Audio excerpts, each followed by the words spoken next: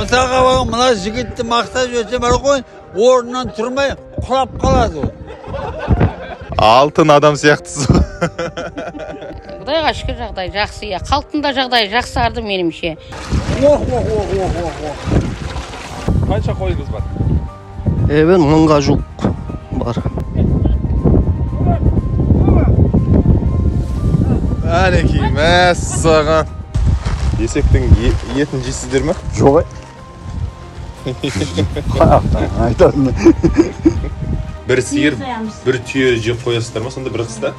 Иә да, ексемесен күн қыс өтпейді ғой. Мәліметтің бәрін алғасын ба деймін де өзі.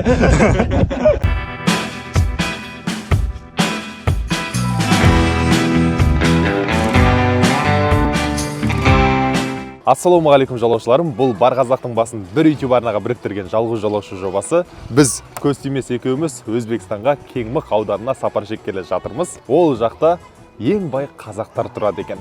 Мыңдаған қойы, жүздеген түйесі бар. Көрейік олардың өмірін. Арнаға тіркеліп, лайк басып, пікір жазыңыз. Кеттік. Құм көшіп жатыр ма? Құм көшіп жатыр қазір. Құмды дауыл дейміз. Енді бізде осындай погода тұрады. Боран дейді ғой, құмды боранда бұл. Құм соққанда да ыстық болады екен, қазір. Болады. Дубай десе, екінші Дубай десе де болады. Осы жердің дауылын сағынасыздар ма кейде? Шақырамыз дауылды. Дауылды ұстап кете алмай жүрміз Қазақстанға. Не үшін мына жігіттер ештеңе айтпай отыр? Айтыңызшы. Айтқанда мен бір айым көзім өткірлігінен үндемей отыр да. Сосын мен ешкімге демаймын. Сонда сіз қазір біреуді мақтап жүрсеңіз ол. Мысалға мына жігітті мақтап жүрсе бар ғой, орнынан тұрмай құлап қалады. Шынымды айтамын да мен. Жол жақсы екен. Қазір біз мінекей ағамызбен курортқа кетіп бара жатырмыз. Ол жерде ыссы борбайлар ағып тұрады. Жерден шығып жатыр скважиндер ыссы. Ол жерде өте су емді қасиеттері көп та. Анау жараларды алады. Жазда адамдар келіп түседі сойырға шомылуға емге. Бір апта 10 күн жатып. Туған жер ыстық деген сөз бар ғой. Мәдениет расымен ыстық. Күні де ыстық, суы да ыстық, адамдары да ыстық. 96 жылғысыз ба? Иә, мәліметтің бәрін алғасын ба деймін де өзі.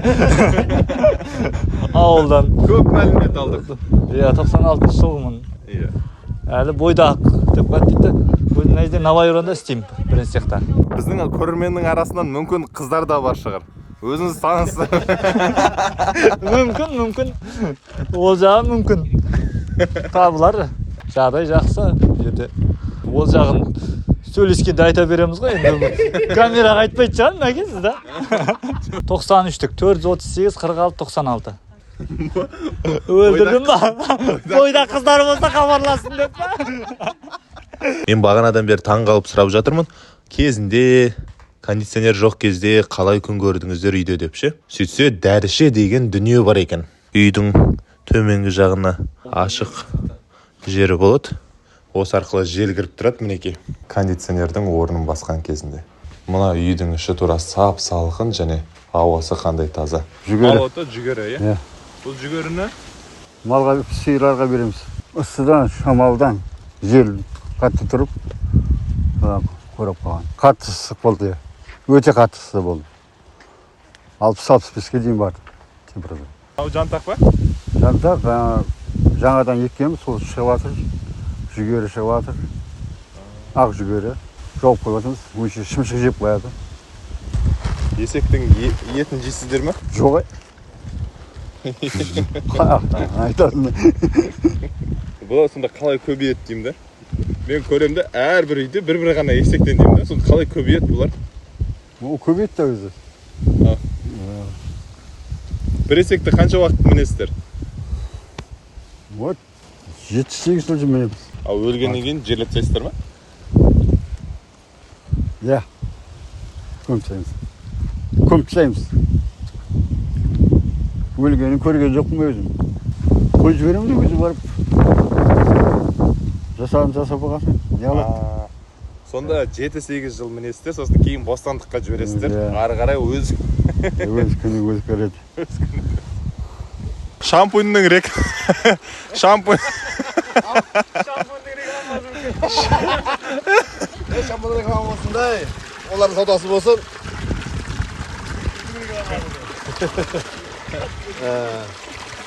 Yazı saatini süpürü bir. Kolum atır kurusuğa, ısıqандай da ısık qanday bilesin. Үш нәрсеге ұзақ қарап тұруға болады екен.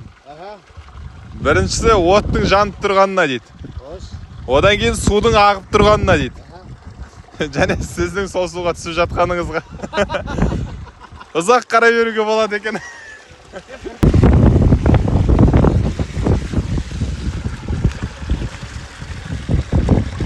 Мынаны өзі ванна сияқты күшті жасап қойыпсыздар, иә?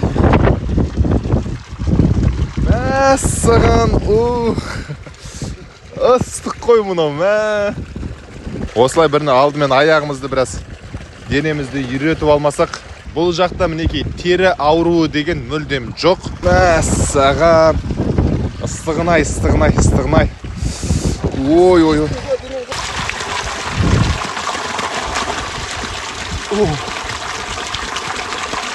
2010 жылы шамалы науқастанып, мына өзіміздің врач бар еді, врач қызымыз. Сонымен бірге Навайға неге барған кезде, докторға барған кезде, сол аяқты сындырып алдық. Сындырып алғаннан кейін бітпей қалды. 1 жыл гипсте жаттым, одан кейін сол кесуге тура келді, кестірдік. Өз негізінде шынымды айтсам, тура әңгіме айтсам, 5-6 жас кезімнен бастап шешем құмалақ ашатыны бар еді сондай да. Сол 5-6 жасымнан бастап айтылатын еді, қол алу керек, болмаса бір қолынан айырылады деген сияқты әңгімелерді айтатын еді да. Шешем құмалақ аштыратын еді, бал аштыратын еді адамдарға. Сол нәрсе айтылатын еді. Мен оны онша елемегенмін, біреудің жалғыз қызы болғанмын. Енді жалғыз есеп апам үлкен, менен үлкен болған, тұрмыс шығып кеткен. Үйде жалғыз болғанмын, шамалы еркелікпенен. Сол әйтеуір соны неғымадым ғой, өзім оның үстіне коммерциямен шұғылданғаннан кейін қол алу деген нәрсеге шынымды айтсам ұялдым, ақша қызығып істеп жатыр деген сияқты қылады деп. Сол қол алмағаннан деп ойлаймын, бірақ Жағдайдың жақсы екенін сіздің келбетіңізге қарап білуге болады. Мойныңыздағы үлкен алқаңыз, құлағыңыздағы сырғаңыз, жүзіктеріңізді көрсетіңізші. Міне кәдімгі алтын адам сияқтысыз. Жағдай жақсы сияқты ғой, соған қарағанда деймін да. Құдайға шүкір жағдай жақсы, иә. Халықтың жағдайы жақсарды меніңше. Ол енді ана 50% ағайыны Қазақстанға көшіп кеткеннен кейін сол себепті қалғандарды қалмай көшіп жатыр деп мен ойлаймын, өзім түсінігім. Енді сіз жаңа айттыңыз, коммерциямен айналысам дедіңіз. Енді қаржылық тұрғыда сауатыңыз бар екені көрініп тұр. Ақшаны қалай көбейтесіз, сұрақ? Енді ақшаны қалай көбейткенде оборотқа саламыз ғой, енді құдайға шүкір алтын жинап жатырмыз. Енді мен жұрттар доллар жинаған қызықса, мен алтын жинағанға қызығамын, енді оны жасырмаймын. Осы құдығымыз біздер әкенің жақтан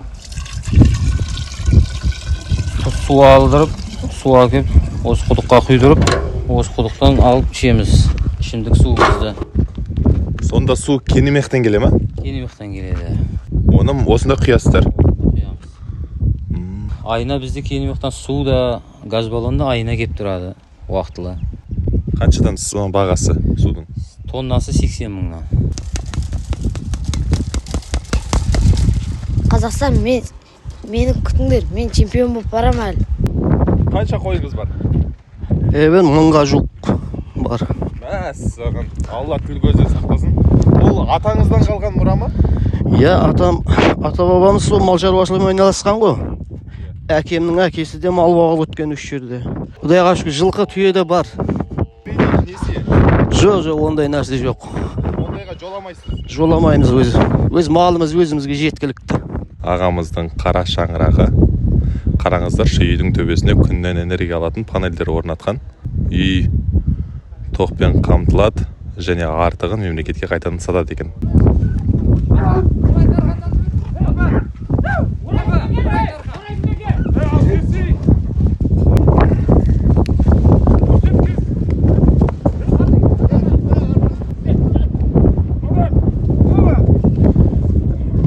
Әнекей, мәссаған. Ой, байқам, тістейін деп жатырмын, түкіріп жатыр мінекей. Түйенің түкіргенін бірінші рет көріп тұрмын. Жалпы орташа құны қанша болады түйелердің? Бізде 15 миллион, 16 миллион сондай. Мынау енді 15 миллионға кетіп жатыр ғой.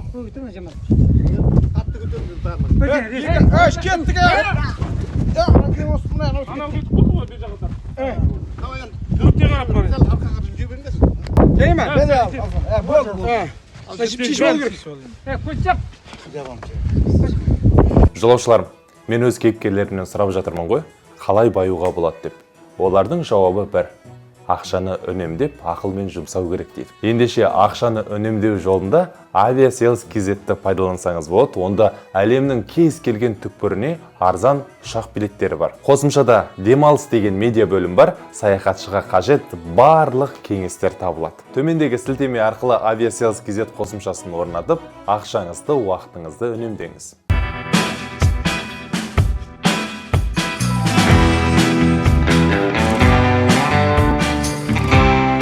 Бұл ауылдағы ең соңғы киіз үй. Қазір барлығы жер үй кондиционерге көшіп, киіз үйді тікпейтін көрінеді. Көбі сатып жіберген, немесе қоймасына тығып қойған. Бәрінде бар еді ғой, сатып жіберген көбісі. Енді тамға келдік қой, не аламыз деп. Маса ауылдың бәрінде бар еді. Атарда отқанымызда жаңағы ләпкі деген болатын еді бұрында. Жабық машинмен баратын еді. Сол ләпкі сатып келген, сол жерде сол кезде алып қалып едім.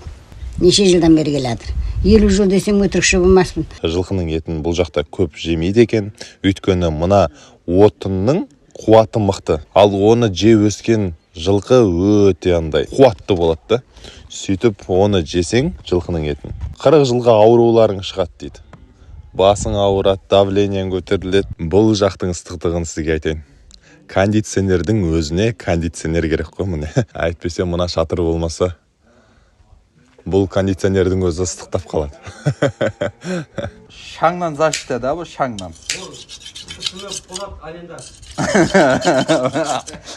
Болат алиндар. Бұл жақта 40-тық жылына 2 рет болады. Біреуі көктемде, екіншісі осы жаздың аяғында. Біреуін күзем дейді, біреуін жабағы деп айтады екен. Мына есік алдында тұрған қойдың бәрін қырқасыздар ма? Иә. Алла насып болса әует кешін шығарып жүреміз. Мәссаған, мынау не деген үлкен қамыр. Қызыл кесіктің жантағын жеген малдың етінен асып атыр мәнеке. Қонақты өте жақсы күтеді екенсіздер. Сүр қылмаймыз, тұзда орташа кептіреміз, содан кейін қалан ет тона шықтың үстіне салып қоямыз. Бәсе, неге осы жақтың еті дәмді болады десем, содан екен ғой, Шоғымға осы түйенің етін аламыз ертең, бәрі түйе сояды жіліктеп. Өзіміздің малымыз неғып жейміз? Бақ деген семірт. Бір сиыр, бір түйе жеп қоясыздар ма, сонда бір қыста? Иә да, ет жемесем күн қыс өтпейді ғой. Қазақстандағы қандастарымыз өзіміздің ақша жинап, осы ақшаны жіберіп тұрды. Ауылдың балдар осы тұрғызуға көмектесті. Сөйтіп осы 80 жылдыққа осы қан шатырды, қан сарайын істедік. 175 миллион ақшамен тұрды. Қазір миллиардқа тұрмайды мұндай нәрсе. Ішкі жиһазымен бірақ барады. Құрылуының өзі 175 миллион болған. 3-ші мектепке келдік. Қазақ мектебі екен, бұл? Иә. Ассалаумағалейкум, қош келдіңіздер деп жазылып тұр. Қолыңды тоңдырмайтын аушың емес пе? Ақылды алған жарың жақсы болсай, өзіңмен ол бір патшай емес пе?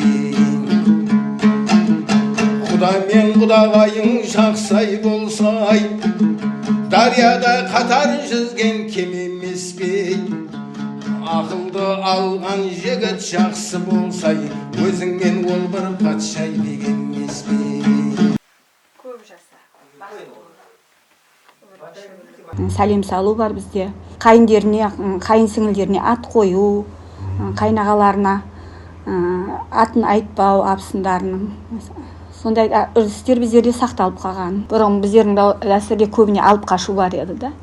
Қазір енді ондай дәстүрлер әсіресе қалып, мысалы жастар бір-бірін түсініп, сөйлесіп, осындай жаңағы келісіммен алып жатыр. Бұл дәстүр жалғасып жатқанына мен де өте қуаныштымын. Себебі бұл дәстүр, мысалы қанша айтқанмен бұл өмірлік жол болғасын, бір-бірімен келісіп, бір-бірімен жүріп көріп алғанға жетпейді ғой. сондай дәстүр жалғасып жатыр. Бізге дәл қазір сұхбат берген Қазақстандағы танымал әнші Ернар Айдардың әпкесі болады. Мәдениет және Аяқұдық ауылдарында болдық. Осы жақтағы қазақтардың бай болу себебі олар еңбекқор әрі кәсіпкер. Мысалы, Жәмила ханым өзі торт пісіріп, оны сатады екен. Жалғыз жолаушы үшін арнайы тәтті әзірлеген. Ал тағы бір жеңгелеріміз ауылдан бала бақша ашып, қазақша тәрбие беріп жатыр.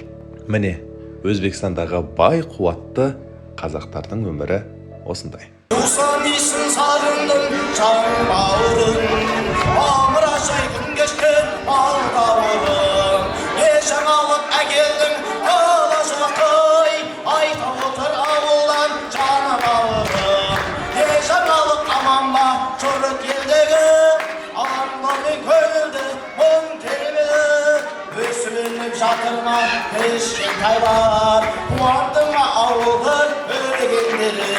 Тұрғындар қалай уақыт өткізеді, қалай көңіл көтереді деп, оның жауабы осы. Ән күй тыңдап, көңілдерін көтереді, осылай жиі концерттер өтіп тұрады. Айтпақшы, дәл осы мәдениет үйін ауыл тұрғындары бірлесіп салған екен. Сіздермен болған жалғыз жолаушы, осымен біздің сапарымыз аяқталды. Осылай қазақылығын, ұлттық құндылықтарымызды сақтап жүрген мәдениет ауылының, Аяқұдық ауылының тұрғындарына шын жүректен алғыс айтамын. Сау болыңыздар.